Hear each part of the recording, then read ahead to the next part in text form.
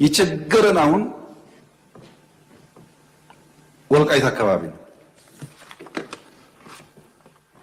ሊፈታ ያልቻለው ጉዳይ ልክ ገበሬ ዘር ዘርቶ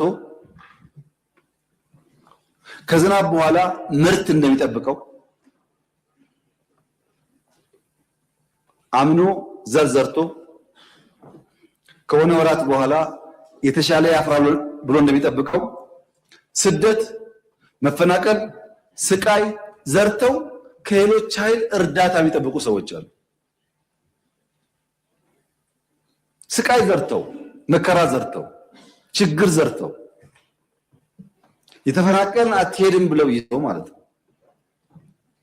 ተፈናቃይ ያልተመለሰበት አካባቢ ሰው እንዳይመለስ ለፈለገ ሳይሆን ሰዎቹ መመለስ ስለማይፈልጉ ሳይሆን ተፈናቃይን መያዣ ያደረገ ፖለቲካ ኢትዮጵያ ውስጥ በመኖሩ ነው። ልክ መንገድ ላይ ስትሄዱ የኔ ቢጤዎች ልጆቻቸውን መለመኛ እንደሚያደርጉት ልጆቻቸውን ታቅፈው ይለምኗቸዋል። ብር ስጧቸው፣ ልጃቸውን ተቀበል ተቀበይ ይላሉ።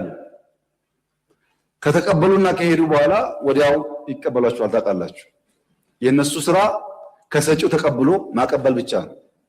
ያ ገንዘብ ምን ላይ እንደሚውል አይወስኑም። የኔ ቢጤዎች ልጆቻቸውን መለመኛ እንደሚያደርጉት አንዳንድ ፓርቲዎች ተፈናቃይን የራስ ህልውና ማቆያ ያደርጓቸዋል። ይህን ለማሻሻል ብዙ ሙከራ ተደርጓል። ብዙ ስራ ተሰርቷል። የወልቃይት አካባቢ ነዋሪዎች ከትግራይ የሚፈናቀሉ፣ ከወልቂጤ የሚፈናቀሉ፣ ከአሶሳ የሚፈናቀሉ ወልቃይት በሰላማዊ መንገድ መኖር 100% መብታቸው ነው። ይሄ የፌዴራል መንግስት በጽኑ የሚያምነው ጉዳይ ነው። ነገር ግን ወልቃይትን በሚመለከት ሁላችሁም ታውቃላችሁ፣ ሚስጥር አይደለም። የይገባኛል ጥያቄ በአማራና በትግራይ ክልል ለረጅም ጊዜ ቆይቷል። ሁለቱም ክልሎች ማስረጃ አስደግፈው ተቀባይነት ይኖረው ማይኖረው ይሄ ቦታ ይገባኛል ይላሉ። ፌዴራል መንግስት እያለ ያለው ሰው አይፈናቀል፣ ባለበት ይመለስ፣ ራሱን ያስተዳድር፣ ራሱ ይወስነው ነው።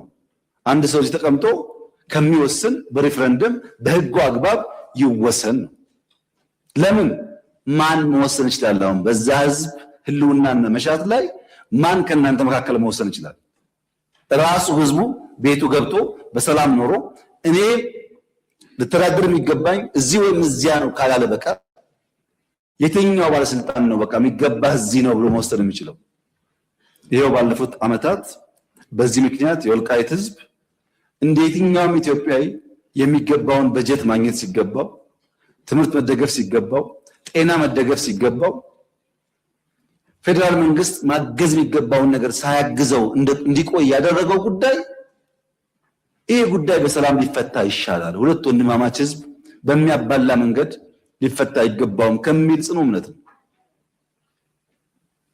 እኔ አልወስንም የወልቃይትን ጉዳይ፣ ተስፋ አደርጋለሁ እናንተ አትወስኑም። የሚወስነው የዛ አካባቢ ህዝብ ነው። ለዚያ ፓርቲዎች አስቻይ ነገር መፍጠር የሚጠበቅባቸው ይመስለኛል። ነገር ግን ከትግራይ ሰው ተፈናቅሎ አማራ ክልል፣ ኦሮሚያ፣ አዲስ አበባ አይኖርም ወይ ያላችሁኝ እንደሆነ በትግራይ ውጊያ የተሳተፉ ወታደሮች የትግራይ ህዝብ አይደለም የተሳተፉ ወታደሮች አሁን ጫካ ስራ ላይ ናቸው። ፕሮጀክት ይሰራሉ። ወታደሮች አዲስ አበባ ውስጥ ሞልተዋል፣ አርባ ምንጭ ሞልተዋል፣ ሐዋሳ ሞልተዋል። ሀገራቸው ነው። በሌላውም አካባቢ ይሄ የአጭር ጊዜ ድልን ታሳቢ ያደረገ በዘላቂነት ህዝብ የሚጎዳ ነገር ማድረግ ተገቢ አይመስለኝም። በእኛ በኩል የወልቃይት አካባቢ ነዋሪዎች የተፈናቀሉ ዛሬ ከሰዓት እንኳን ቢመጡ እንቀበላቸዋለን። የኢትዮጵያ መንግስት አቅም በፈቀደ መጠን ኑሯቸው እንዲመቻች እናግዛለን። ጸለምት እንደሆነው፣ ራያ እንደሆነው፣ አዲስ አበባ እንደሆነው፣ ኢሉባቦር እንደሆነው እናደርጋለን። ሌላው ጉዳይ ግን በህዝበ ውሳኔ ሊፈታ ይገባዋል። ይሄ ዲሞክራሲያዊ አካሄድ ብቻ ሳይሆን ህገ መንግስታዊ ነው። ህገ መንግስቱ ባለበት ሁኔታ ውስጥ ያንን ጥሶ መወሰን ለአንዳንዶቻችን የሚቻለን አይመስለኝም።